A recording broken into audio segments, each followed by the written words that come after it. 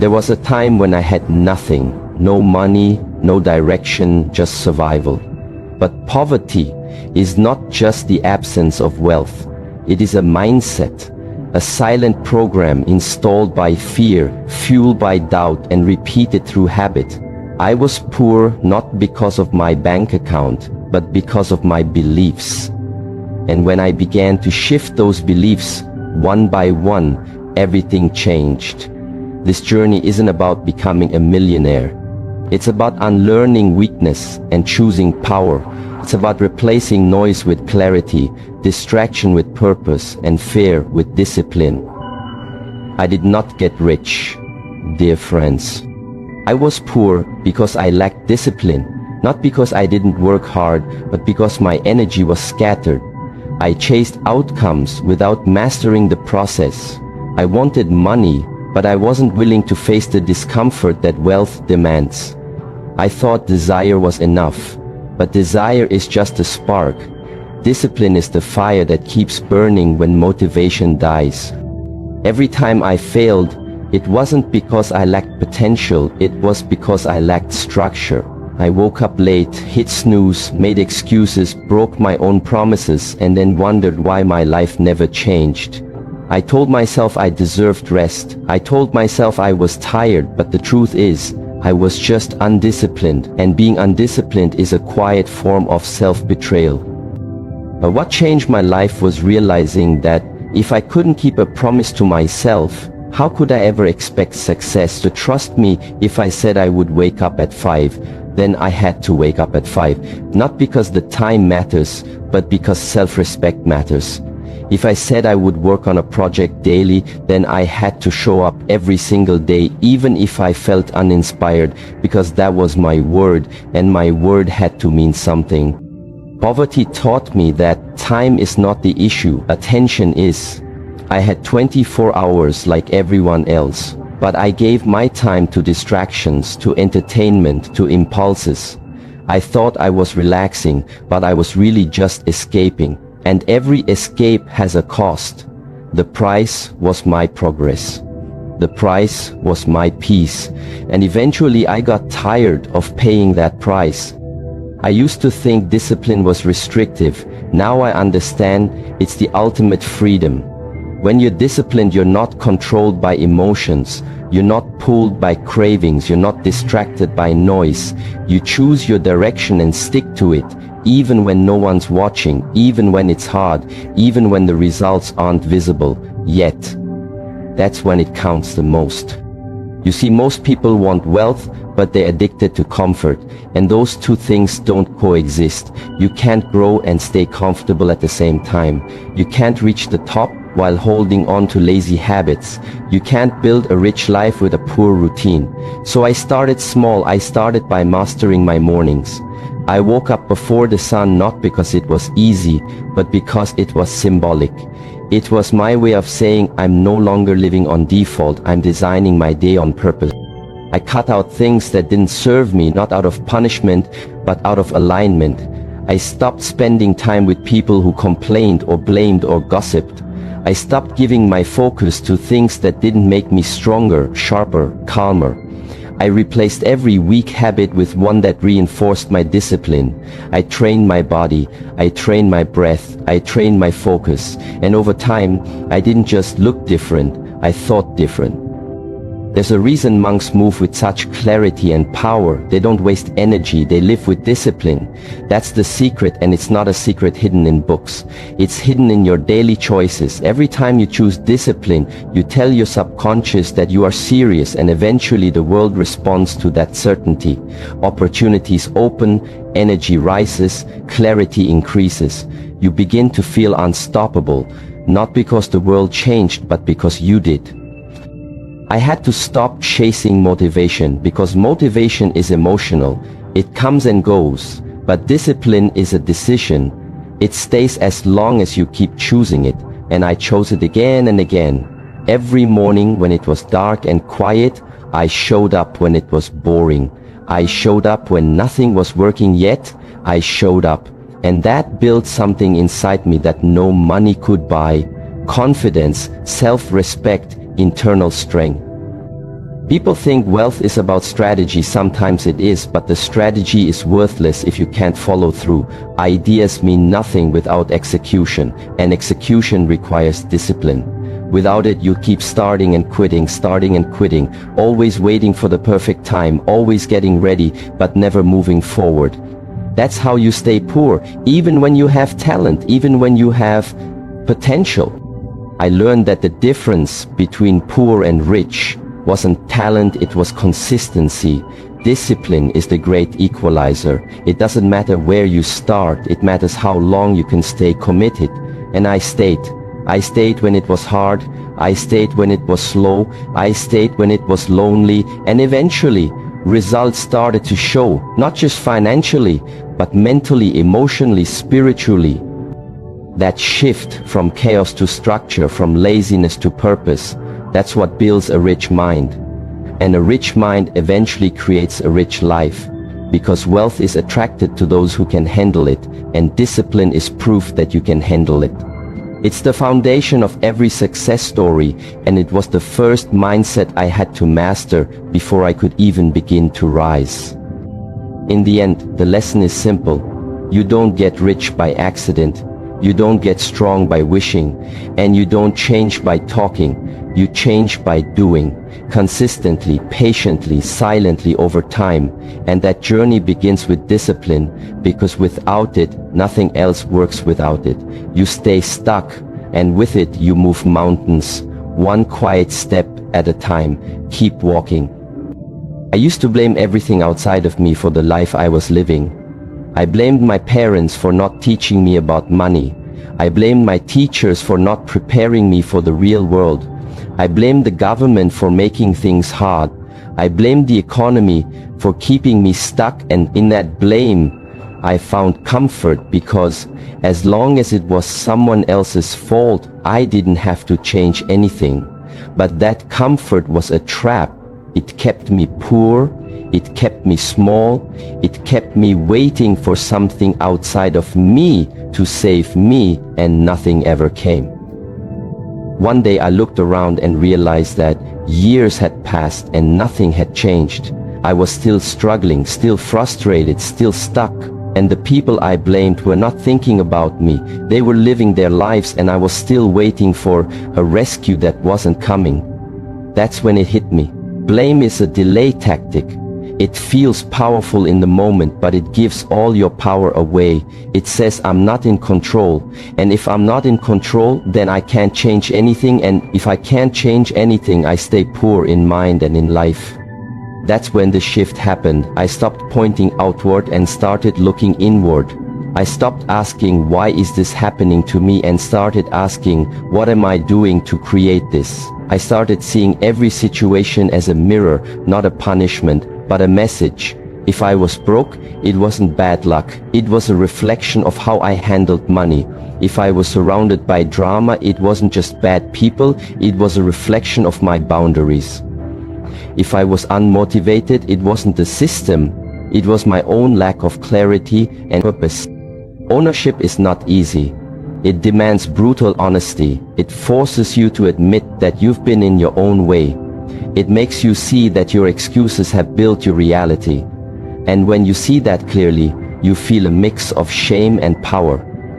Shame because you realize you've wasted time, but power because you finally understand that you can shape your future if you're willing to take responsibility for your past. I started owning my decisions. I owned the time I wasted. I owned the relationships I allowed. I owned the habits I kept. I owned the pain I avoided. I stopped saying I didn't have time and started saying I didn't make it a priority. I stopped saying I wasn't lucky and started saying I wasn't focused. I stopped saying I couldn't and started saying I wouldn't, because that was the truth. I wasn't willing, and that awareness gave me a choice. I could keep lying or I could rise. People avoid ownership because it hurts, but the truth is staying poor hurts more. Staying stuck hurts more. Living below your potential hurts more. The moment you take ownership, you stop being a victim and you become a creator, and that shift is everything. The poor mind waits, the rich mind builds. And you can't build with blame in your hands, because blame keeps you empty. It gives you reasons but no results. I began to ask better questions, not why is this unfair, but what can I learn from this? Not who's to blame, but what needs to change in me. Every problem became a puzzle, not a prison.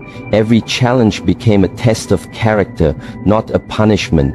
Life didn't get easier, I got stronger, and that strength came from choosing responsibility over resentment, again and again.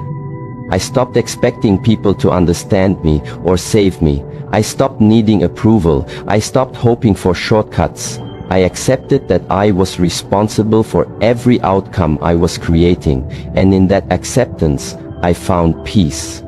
It wasn't loud, it wasn't flashy, but it was powerful. I no longer needed to fight reality. I just had to align with it and do the work. When I made a mistake, I owned it. When I failed, I studied it. When I lost, I still learned, because everything became fuel. Ownership made me hungry, not desperate.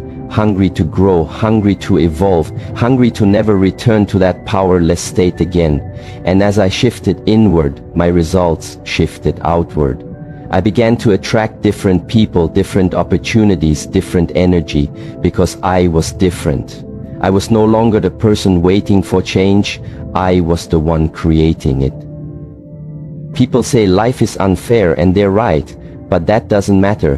What matters is how you respond. The rich mind doesn't wait for fairness, it adapts, it moves, it builds. The poor mind keeps score.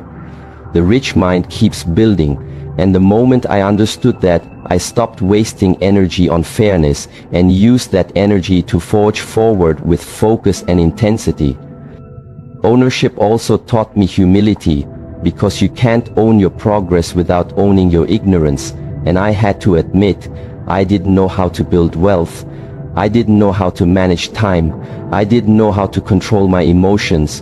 And instead of pretending I knew, I became a student of life again. I read, I listened, I practiced, I failed forward, and that mindset kept me growing. You don't become rich by pretending to know it all. You become rich by owning what you don't know and being relentless in learning it. The more I owned, the more I grew. The more I grew, the more I earned, not just money, but clarity, confidence, power. All of it came from within, not from circumstances, but from character. And character is built through responsibility. Blame is easy, but it leads nowhere. Ownership is hard, but it changes everything. The moment you choose to own your thoughts, your habits, your reactions, your standards, your actions, your results, you begin to unlock a different level of life. You begin to attract success, not because of what you chase, but because of who you become. And who you become is the only thing that truly matters. If you want to stay poor, keep blaming. If you want to get rich, start owning it. All own the pain, own the progress, own the process, because when you own it, you can change it. And when you can change it, there's nothing you can't build.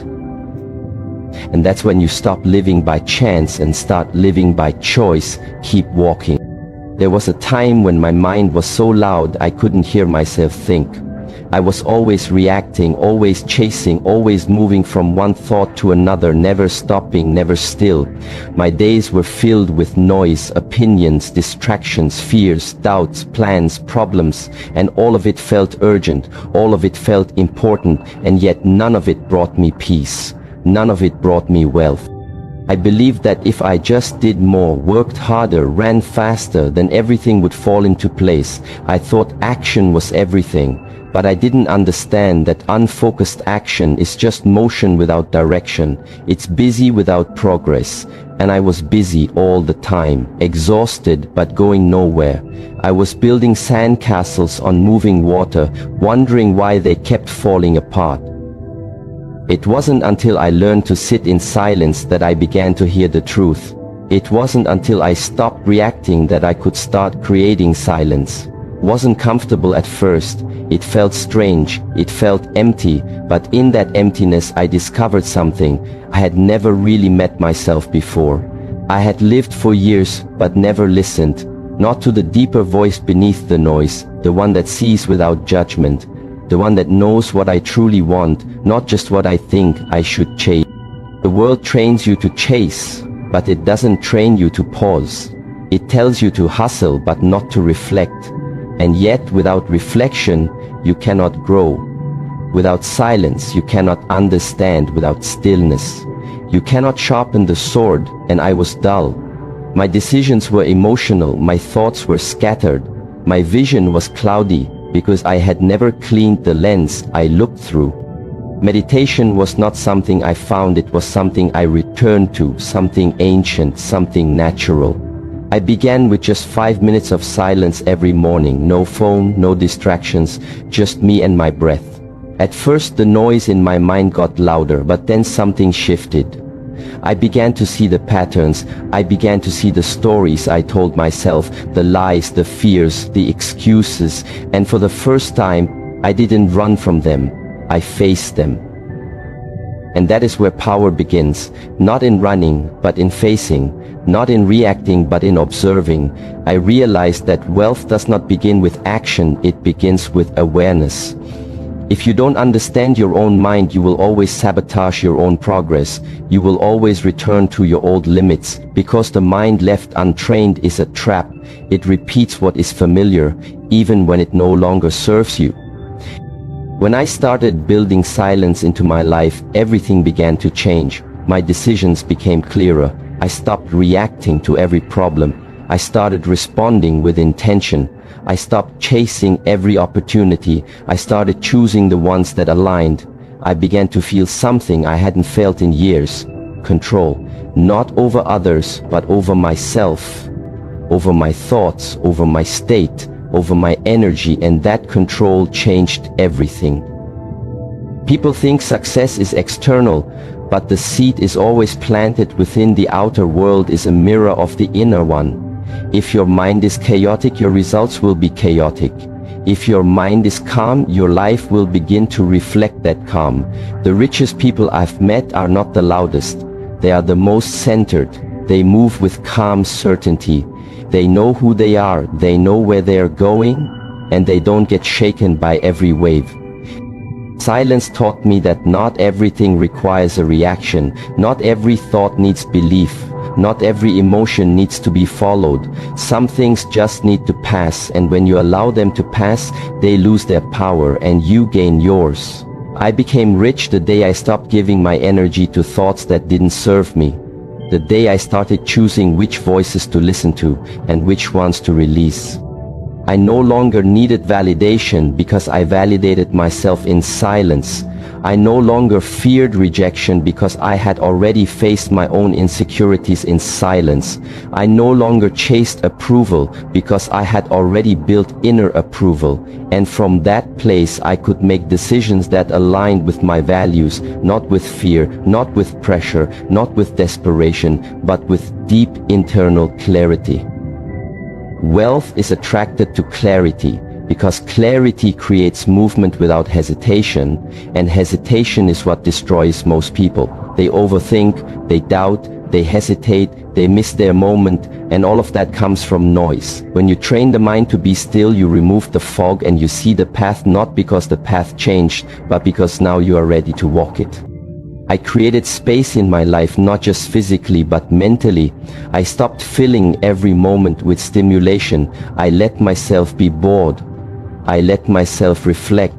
I let myself feel what I had been avoiding. And in that stillness, I found direction, I found vision, I found focus, and I began to act from alignment, not impulse from depths, not surface from power, not panic.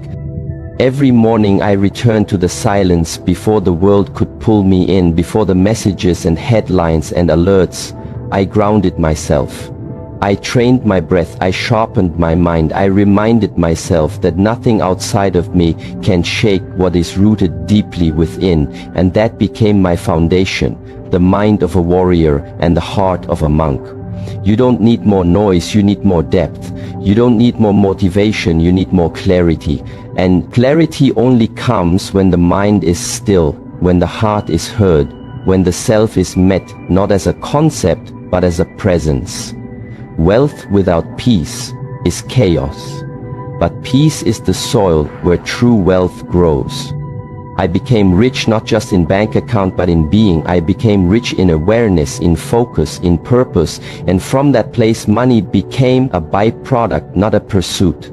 I didn't chase it, I attracted it through who I became, through how I moved, through what I chose to ignore and what I chose to nurture. There's no secret formula, only this: train the mind, calm the breath, silence the noise and listen, because everything you're seeking begins with knowing yourself. Not the mask, not the performance, the real you, and that can only be found in stillness. Keep walking. There was a time I believed that knowledge alone would make me successful. I consumed books, podcasts, videos, seminars, thinking that the more I knew, the faster I would grow. I gathered ideas, collected strategies, memorized principles, but I remained stuck. I thought I had a mindset problem or a motivation problem, but the truth was far more uncomfortable. I didn't have an action problem, I had an embodiment problem. I understood the words, but I didn't live them. I spoke about discipline, but I still hit snooze. I preached focus, but I still chased distractions. You do not become rich by understanding concepts, you become rich by becoming the concept itself. It's not about what you say, it's about what you do repeatedly, especially when no one is watching. Anyone can speak wisdom, few can embody it. Because embodiment is not about knowing, it's about becoming. It's not about remembering, it's about reflecting it in every action, every choice, every breath. When I realized this, everything changed. I stopped being a student of theory and became a practitioner of truth. I didn't just study discipline, I lived it. I didn't just talk about ownership, I practiced it. I didn't just learn about presence, I committed to it. I stopped saying I wanted transformation and started proving it with my habits, not once or twice, but every day. I looked in the mirror and asked myself, does my behavior reflect my values? And if the answer was no, I changed, not later, not tomorrow, now. People wait to feel ready to become someone new.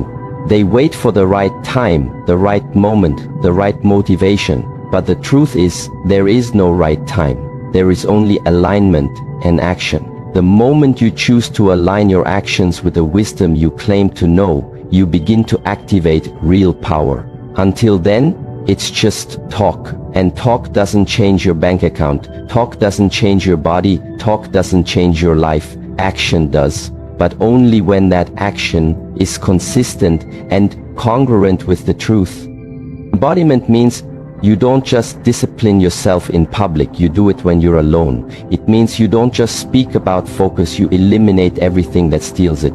It means you don't just say you want to succeed, you design your life in a way that makes success inevitable. You become intentional about your time, about your circle, about your inputs, about your responses. Everything becomes sacred because everything reflects your level of commitment. I had to face the gap between what I said and what I lived, and that gap was the space where all my frustration lived, because deep down I knew I was capable of more, but my behavior was not matching that knowing, and that creates internal friction, the kind that drains your energy and kills your confidence, not because you lacked potential, but because you lack alignment. So I got brutally honest. I stopped telling myself comforting lies. I stopped pretending I was doing enough. I stopped excusing my half-efforts and I began to close the gap. I said I wanted mastery, so I trained like a master. I said I wanted clarity, so I removed distractions. I said I wanted peace, so I removed chaos. I didn't do it all at once. I did it one decision at a time, one breath at a time, but I did it with full presence and full intention. And that's the key. Embodiment is not dramatic, it's deliberate, it's quiet, it's internal, it's invisible to the world but undeniable to your soul. It's how you move, it's how you breathe, it's how you choose when no one's watching. And over time, that inner shift begins to shape your outer world. People begin to notice something different, not because you told them, but because you became it. And that energy is magnetic. That energy is powerful. That energy is rare. You want to be wealthy? Embody wealth. Not just in money, but in mind, in breath, in posture, in presence. Stop carrying yourself like someone who's unsure. Stop walking like someone who's broken. Stop talking like someone who's waiting. Begin to move with intention. Speak with power. Act with purpose. That's how transformation happens. Not in one grand moment, but in small, consistent shifts, repeated until they become who you are. I stopped saying I wanted freedom and started showing up like someone who deserved it. I stopped saying I wanted focus and started structuring my day to protect it. I stopped saying I wanted power and started building the habits that create it. I became the man I used to only speak about, not overnight, but over time. And that time was bought through daily discipline, through unshakable standards, through unwavering commitment. Most people don't change because they wait to feel like the person they want to become. But feelings are temporary. Identity is built, not felt. And it's built through what you embody, through what you prove, through repetition. Your brain rewires, your self-image shifts, your reality bends, not because you wished it, but because you earned it, through integrity, through consistency, through alignment. There are no shortcuts to embodiment. It's the long road, but it's the real one. It's the only one that lasts. Knowledge fades, inspiration fades, but embodiment creates legacy. It creates energy that people feel before you speak. It creates a standard that no one can take from you. Not failure, not rejection, not setbacks. Because when you've become the thing, nothing external can unbecome you. I became rich not because I learned more, but because I lived what I already knew. The wisdom was always there. I just had to apply it, not once, not sometimes, but always. And that changed everything. Because when you become what you seek, you stop chasing and you start attracting, not from force, but from resonance. If you want to build a life of wealth, of power, of purpose, stop talking. Start walking. Close the gap between who you are and who you claim to be. Until there's no difference between the two, keep walking.